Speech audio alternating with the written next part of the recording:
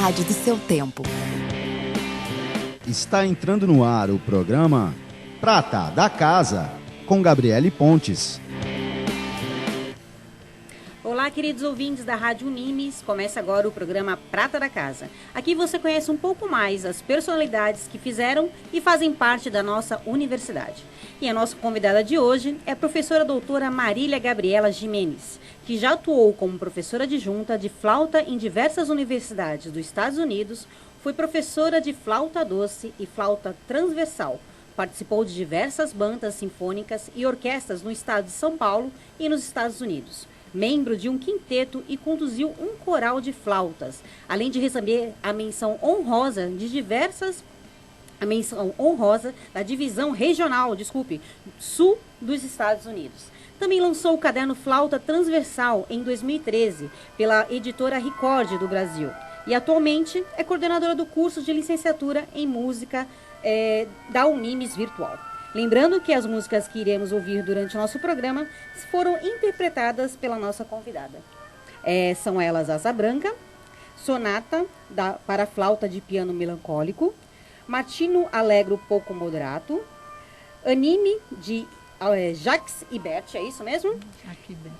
E Adagio Monacchio. Obrigada, professora, pela sua presença, por estar aceitando fazer essa conversa com a gente. Um prazer. Bom, para iniciar, queria que você falasse um pouquinho sobre como surgiu a música na sua vida. Foi na infância? Como é que foi? Com certeza na infância e na igreja. Acho que a influência da educação musical aqui no Brasil é muito grande nas igrejas, né? Uhum. E com isso eu comecei a estudar. E a minha mãe também estudava música, era regente coral. E com certeza isso foi todo o primeiro passo da influência para ser musicista. Mas como assim? Na igreja você frequentava o coral e você iniciou isso? Que religião? Na igreja Batista, em Vila Brasilândia. Na verdade, meu avô fundou essa igreja, depois meu tio passou a ser pastor. E lá já existia uma escola de música, então a gente também participava dos corais.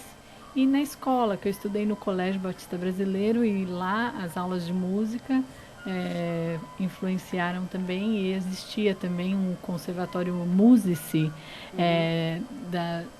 que também tinha essa coligação com o Colégio Batista Brasileiro, que fez com que eu estudasse, que incentivou todo esse início do meu estudo. Eu comecei com flauta doce e aos 13 anos eu passei para a flauta transversal. E como é que foi a decisão de escolher a música como carreira? Entrar numa faculdade? Como é que foi essa decisão, essa escolha na vida, né? Realmente é uma escolha difícil.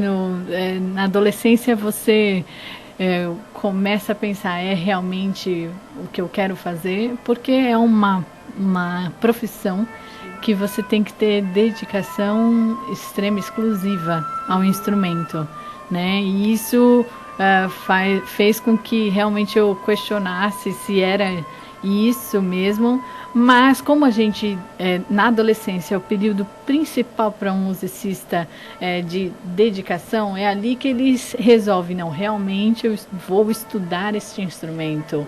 Então é ali que é o crucial, se ele vai seguir a carreira profissional ou se ele vai ser um amador. Então, como eu dedicava muito à música, eu resolvi Quando o mosquitinho, né, da música morde... Já foi, então eu acabei ali na adolescência decidindo por música.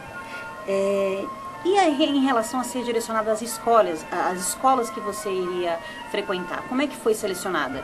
De repente estudar um pouco mais para entrar na universidade e tal? Como é que foi essas escolhas para fazer cursos? Como é que foi? Explica pra gente. Aqui no Brasil, o processo é muito padrão mesmo.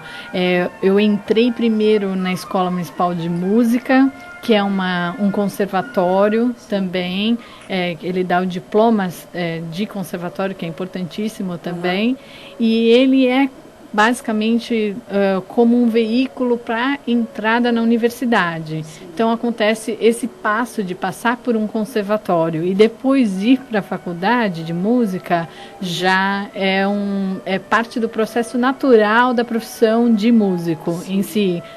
né, virou, não é que é obrigatório que seja assim, eu deixo claro, mas que faz parte desse processo. Então, eu entrei na Escola Municipal de Música do Estado de São Paulo, e da cidade de São Paulo, né, porque é da prefeitura, e aí depois eu entrei na Unesp, que era a Universidade do Estado de São Paulo, que é referência em música. Mas explica pra gente como é que é a diferença entre essa escola e a universidade. Na escola você se forma um músico. Exatamente. E na faculdade você pode lecionar isso? Exatamente. Na escola você recebe só um diploma de especialista em música. E a universidade, ela, apesar de eu ter feito em performance, sim, você recebe então o diploma de bacharel em música. Sim. Você tocou também agora há pouco tempo nos Estados Unidos. Como é que é tocar em outro país? Olha, eu acho que nós como brasileiros, a gente tem algo muito diferente em relação, acho que cada país, na verdade, cada cultura se destaca em certas áreas na interpretação musical. Então, às vezes a gente fala que o alemão tem aquela mais escuro, frio, mais frio, apesar deles interpretarem muito bem. O francês é muito radiante, né? Eu acho que a gente é um país que, em todo lugar que eu já fui, a gente é considerado como pessoas muito felizes, né? Então, acho que a gente acaba, sim, tendo essa diferença, que, na minha opinião, influencia, assim, também no nosso estilo de interpretação. Sim. Né? Então, eu acho que a música brasileira em si é sempre muito bem vista em todos os outros países, né? A gente vai e a pessoa fala, bossa nova, né? Samba. Te obriga a tocar. Então, você acaba... e acho que nos Estados Unidos é uma coisa que eu sempre falo para os meus colegas, né? Que a gente acaba tocando mais música brasileira no exterior do que no próprio país, porque as pessoas realmente, você poderia tocar, né, tal composição. Então, eu acho que é gratificante nesse sentido, porque você, então, eu falo que eu voltei para o Brasil mais nacionalista do que eu fui. Olha que legal. Né? Porque você acaba aumentando esse laço orgulho, né, pelo país em si, das artes, o que o país pode oferecer em relação às artes, né? Então isso foi muito importante. E tocar música clássica no Brasil, como é? Olha, todo mundo fala, é um desafio, né? Realmente, infelizmente, se há uma crise econômica, o corte sempre a primeira coisa nas artes, é o que a gente tem vivido nos últimos meses, infelizmente, né? Mas, por outro lado, eu vou ser muito sincera, viajando tanto para a Europa ou para os Estados Unidos, para a América do Norte, o foco em si, a quantidade de investimento, eu vou ser bem sincera, é muito parecido. É muito parecido. A gente tem orquestras aqui profissionais que são de referências internacionais. Então, uma orquestra como a Sinfônica do Estado de São Paulo, que é uma orquestra de referência, né, em outros países. E também muitos músicos, né? E muitos artistas plásticos, né? Se você vai ver em Iotim, que tem o parque, e você vê quantos artistas ali são considerados. Então, acho que a gente tem um certo apoio, né? Existe esse apoio, acho que a gente consegue, então, ter esses artistas que são referência. Mas, por outro lado, temos esse problema que, infelizmente, na crise, sempre as artes serão afetadas primeiro. Agora tem uma lei, né? A Lei 11.769, onde torna a música um ensino obrigatório na educação básica. Você acha que isso vai ajudar a ter mais educação musical para todos os brasileiros, as pessoas começarem a buscar estilos de música? O que você acha? Espero que sim. A gente tem sido algo de muita discussão ultimamente, né? Porque às vezes se cria a lei e você tem que implementar imediatamente, e aí você não capacitou ou não tem todo um currículo pré-formada para essa, né, no caso, educação musical, entrar no currículo em si. Então, eu só espero que nós, como educadores musicais, tenhamos comprometimento, né, com seriedade, para que nós possamos formar né, educadores que sejam capacitados para assumir esse momento. E eu acho que eu entrando na questão da Unimes, eu vou falar que eu fiquei extremamente surpresa. Eu não imaginava que nós tínhamos 3.400 alunos em licenciatura em música, certamente devido à nova lei. E eu confesso, assim, eu entrei, claro, faz pouco tempo, mas estou extremamente engajada agora a consertar todo esse processo sistemático para que a base curricular, então, eu consiga rever cuidadosamente, justamente para que nós, assim, como instituição, possamos formar esses educadores, né, para que eles possam estar extremamente capacitados para entrar no meio educacional. Eu falei que era só educação infantil, mas também é o fundamental, né? Durante as aulas que nós também temos acesso da licenciatura de música, tem muito essa parte motora também da criança, que é muito legal, né? Que acaba incentivando. Fala pra gente, porque muita gente não conhece, acha que é aula de música, as crianças vão ficar só cantando. Fala um pouquinho pra gente dessa parte motora, que também auxilia, né, na evolução da criança. Existem muitas filosofias, né, da música que eles estudaram, como Dalcroze estudou essa questão da relação do movimento do corpo com o ritmo, né? E isso tem feito muitos outros educadores que estão virando, obviamente, criando novas filosofias, estão virando filósofos da educação, criando novas metodologias dessa conexão do ritmo com a música. E aí eu entro nessa parte da interpretação do músico brasileiro, que eu acho que é algo, como nós temos o ritmo muito engajado dentro de nós, assim, por causa, assim, do estilo da nossa música, em que o ritmo é a base, faz com que nós tenhamos muita capacidade de criar novos trabalhos em relação a essa conexão do corpo com o ritmo. Então você vê diversos educadores atualmente que estão trazendo filosofias como a de tubos para se utilizar, ou a música com copos, que são atividades que estão acontecendo. Materiais reciclados. Né? Que justamente para essa conexão do ritmo com o movimento em si. Você deu aula também de flauta, né? Transversal. E como é que é dar aula para um adulto e para uma criança? Olha, eu vou ser bem sincera. O adulto, quando resolve estudar flauta, assim, tem que ter educação, né? Tem que sempre estar ali estudando. Acaba virando uma criança, sinceramente, porque o instrumento são os primeiros passos, né? Você tem que ensinar o aluno a dar os primeiros passos, a como montar o instrumento, a como posicionar a embocadura, no caso da flauta, o ar, esse conceito da velocidade do ar. Então, sinceramente, você ensina um adulto ou uma criança exatamente da mesma forma. No caso, essa é o que eu acredito, sim. Realmente acredito nisso, porque esse conceito é um conceito muito primário, então você tem que realmente educar desde o início, não importa se ele já e a criança muitas vezes ela pega muito rápido, né? O adulto começa a filosofar em cima do ar, mas a ideia e o princípio é o mesmo. Mas uma coisa que eu estava pensando aqui, Gabriela, há quanto tempo existe a música e só agora surgiu essa lei? Por quê? Porque de repente inseriu ela na arte? Infeliz, um fato infeliz, na minha opinião, para o nosso país. Sim, porque a música, né? Em outros países, ela é regra há muitos anos. Né? Você vai para a Europa, é fato, todo mundo estuda música. né?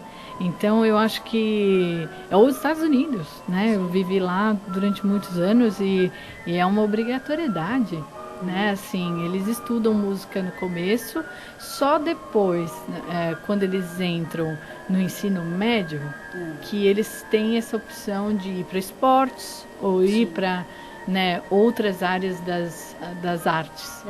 Mas é algo que, né, eu acho extremamente importante, porque a música, essa codificação que é criada no cérebro para você poder ler, isso desenvolve um lado do cérebro que não é muito utilizado. Então isso faz com que depois o lado crítico do adulto, mesmo que ele não siga isso, se essa criança, ela vai ter esse lado crítico altamente desenvolvido. Então nós estaremos criando, óbvio, educando jovens, essas crianças serão jovens que terão alto senso crítico, que é algo muito, muito importante para o desenvolvimento em qualquer área, né?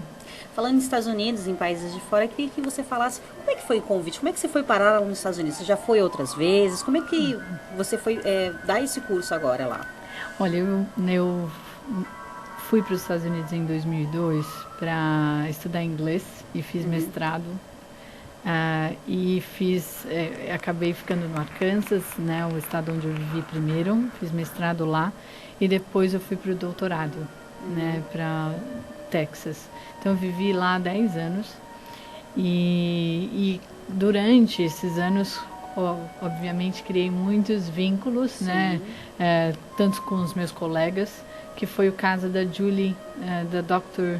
Julie Walker, que foi uma colega de turma, e ela assumiu uma posição na Texas A&M, que é uma universidade grande, e ela me convidou então para lecionar, ser professora visitante nessa universidade.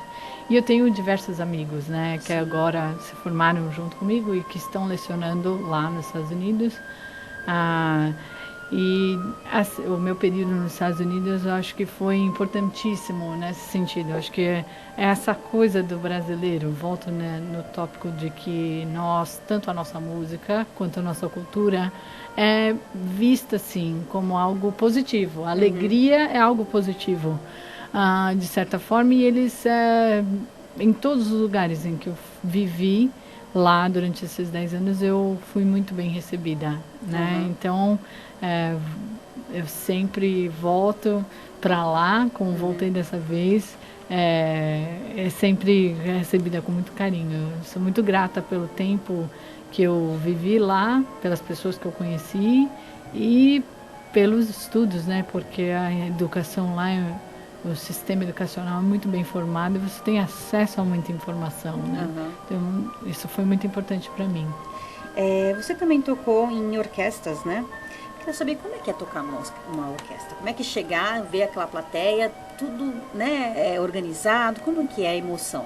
É emocionante. Você já se imaginou alguma vez na sua vida fazendo o que você faz hoje em dia? Realmente acho. Bom, é que como a gente estuda música desde pequeno, o nosso objetivo é esse, tocar para, né, fazer música, música. E eu acho que essa sensação, ela é muito engraçada, na verdade.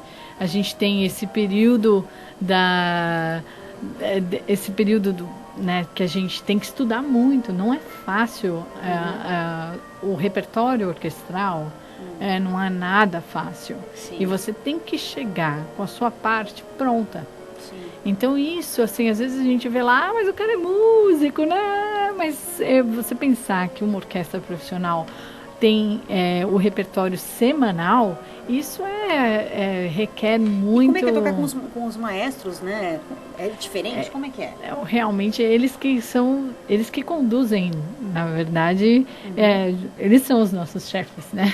Sim. Em todos os sentidos. Então, acho que o maestro, ele tem uma função importante e ele tem esse cuidado também, tem que sempre ter esse cuidado pela postura dele, né?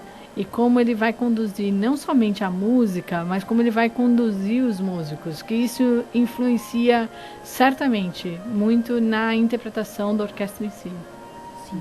E você também ganhou uma menção honrosa, né, na divisão regional sul dos Estados Unidos. Como é que foi? Foi uma competição, né, da MTNA, Eu fiz a primeiro do estado do Arkansas, eu passei e você vai para a região sul, eles dividem norte e sul, e aí eu recebi menção honrosa nessa etapa. Olha, eu vou dizer, eu lembro muito bem, porque dos competições mais importantes que eu já recebi, não foram muitas, eu recebi poucas competições, então e eu lembro que o que aconteceu ali foi extrema dedicação. Sim, eu estudei muitas horas, especificamente para essa competição. Então, tudo que eu lembro assim é saindo, porque você dá 1 hora e 10 de recital. 1 hora e 10 de recital direto? Direto, você toca para uma banca, né? E eu lembro o que eu nervosismo e a pressão. ansiedade, eu lembro que eu saí de lá e eu chorava sem me controlar. Mas é porque eu sabia assim, puxa, acho que pela primeira vez eu tinha percebido, eu consegui tocar algo. Porque a gente sempre tem um errinho aqui, um errinho ali. E aí você sai super chateado, né? Porque não foi uma ótima performance. Pra quem não conhece, foi lindo, né? Mas pra você sempre tem um defeitinho. E eu saí daquele dia, especificamente, assim, muito feliz. Eu chorava, assim, de felicidade, mas certamente extremamente cansada, porque o tempo de estudo para aquela competição, acho que eu nunca mais estudei tanto como eu estudei para aquela competição, sinceramente. E quando saiu o resultado? O que você pensou a primeira coisa? Eu vou ligar pro Brasil! Consegui! Que legal! Foi exatamente a primeira coisa. Eu liguei pro Brasil, eu lembro disso. Mãe, passei, ganhei! Eu lembro disso. E aí depois eu liguei para minha professora, agradecendo a ela. Eu lembro disso, essas 2 ligações foram importantíssimas. Legal, parabéns, viu? Obrigada. Bom, e além disso, eu queria que você falasse um pouquinho sobre o caderno Flauta Transversal. Como é que surgiu a ideia? Como é que é? Eu faço parte do projeto Sopro Novo Yamaha. Então, eu sou artista educacional Yamaha. E o que foi muito engraçado, né? Eu assumi assim que eu cheguei ao Brasil, e o objetivo era esse, era escrever um método de flauta. E o Sopro Novo, eu tenho paixão por esse projeto. A Yamaha, ela investe nisso, sobre a coordenação da Cristal Veloso, e realmente é fantástico. Eles vão em lugares assim do Brasil que não tem acesso muito, muito remoto à música, né? Então, você chegar lá, poder dar aula para o aluno e ainda dar um livro para ele, é algo assim que, para mim, eu sou extremamente grata em fazer parte desse projeto. Toda vez que eu volto de um workshop da Yamaha, de qualquer parte do Brasil, eu volto assim, renovada, pessoalmente, porque aí você vê que é como uma ação social, educacional, basicamente porque você consegue transmitir, você ama, né? Exatamente, e você leva, né, educação para lugares que realmente precisam, né? Você poder ter essa oportunidade no Brasil por uma empresa, né, que é extremamente devota a isso, eu sou muito grata em fazer parte da Yamaha. E esse caderno, você ensina isso, um método de ensino, é isso que você escreveu sozinha ou teve alguma parceria? Eu escrevi sozinha, ele é realmente um caderno de apoio para esse workshop, né? É óbvio, ele foi editado pela editora Record, porque ele pode ser vendido. Mas ele trata de todos os fundamentos da flauta transversal, né? Desde da sonoridade até o desenvolvimento da técnica e interpretação. Então é muito rápido, óbvio, porque é um caderno e ele tem que ser utilizado, essas informações você tem que passar em 8 horas.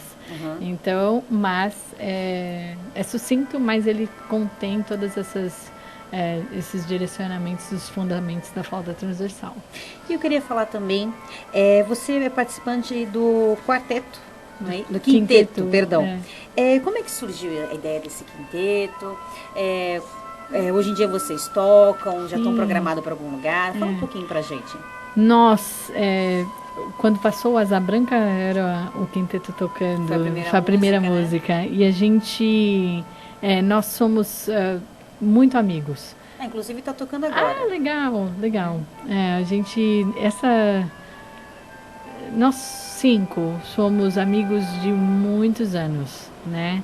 Então, e o mais engraçado é que todos nós vivemos fora do país. Eu fui para os Estados Unidos, a Cláudia, que é minha prima, é como uma irmã para mim, ela foi para a França, a Andrea foi para a Alemanha, né? A Paula foi para a Alemanha e para a França também, e o Marco André foi para Praga. Então, assim, foi para a Hungria. Então, nós todos, quando retornamos, fomos nos encontrando e falamos, agora é a hora. Mas todos nós tocamos juntos na Orquestra Jovem ou estudamos juntos na Escola Municipal. Então, isso é quando nós éramos adolescentes, né? E aí, essa amizade ficou. E é muito legal, porque, assim, como cada um foi para um lugar... cada um tem uma característica diferente. Sim, ao tocar flauta transversal, né? Interpreta diferente, toca um pouco diferente, por causa de diferentes escolas que a gente teve contato, né? Então a gente se encontra semanalmente e prepara repertório para quinteto de flautas, né? Existe um repertório e a gente encomenda também. Então tem arranjadores como o Douglas Braga, o Daniel Bondaciuk, que eles compõem, fazem composições para nós. E tem sido muito bom. A gente vai estar preparando para concertos futuros, provavelmente em junho. Não está totalmente fechado, mas tem que abrir a comunicação para fazer na escola da Yamaha. E estamos marcando para outros locais, ainda não totalmente específico. Mas quando tiver, por favor, divulgue aqui, que a gente também quer participar. Inclusive, agora você é coordenadora do curso de ensino à distância de licenciatura de música. Eu queria que você falasse um pouquinho como é ensinar à distância. Porque quando as pessoas falam, ensino à distância de música, mas como isso? Exatamente. Explica pra gente como é que é. Olha, sinceramente, quando eu entrei, eu estava muito receosa, assim, pensando, nossa, será que é muito possível? É claro que, como música, o som né, é importantíssimo. Então, o sistema ele tem que estar totalmente a par dentro para que nós possamos ter todos esses vídeos e áudios, eles têm que estar totalmente linkados, né? Sim. Mas eu fiquei muito feliz com o que eu já vi, com o que eu já analisei. Eu estou extremamente engajada a tentar criar um currículo que seja atual, né, para o que a nossa sociedade agora requer, né? Porque esse desenvolvimento de tecnologia, aplicativos, softwares em música, existem muitos, né? Então, acho que a gente voltar à educação musical em todas as áreas, né? Áreas teóricas e de musicologia também, mais voltadas para essa nova era que nós vivemos e também para essa nova etapa também da ligação da educação musical com o curso de música em si, da educação, né? E a música. E linkar isso também muito cuidadosamente. Então, eu tenho 2 coisas que eu quero realmente focar. Que é, primeiro, tentar atualizar ao máximo o currículo, né? Para essa exigência que o nosso mundo agora vive, tecnológico. E também focar nessa interligação da música com a educação mais cuidadosamente.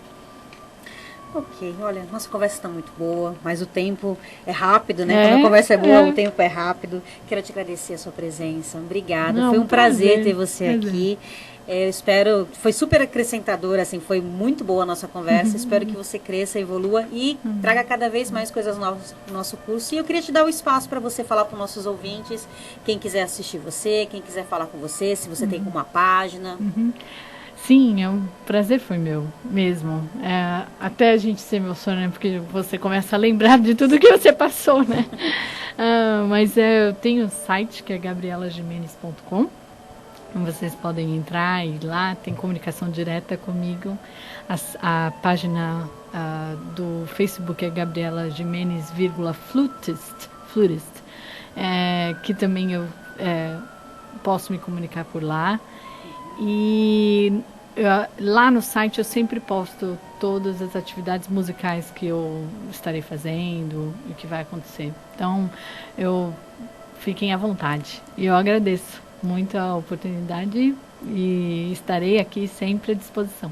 Muito obrigada. Bom, pessoal, como eu disse, o programa é curto, mas o Prata da Casa tem colaboração de Ana Paula Santos, direção de Estênio Lozada e apresentado por mim, Gabriele Pontes. O programa de hoje vai ficando por aqui. Um abraço a todos e até mais.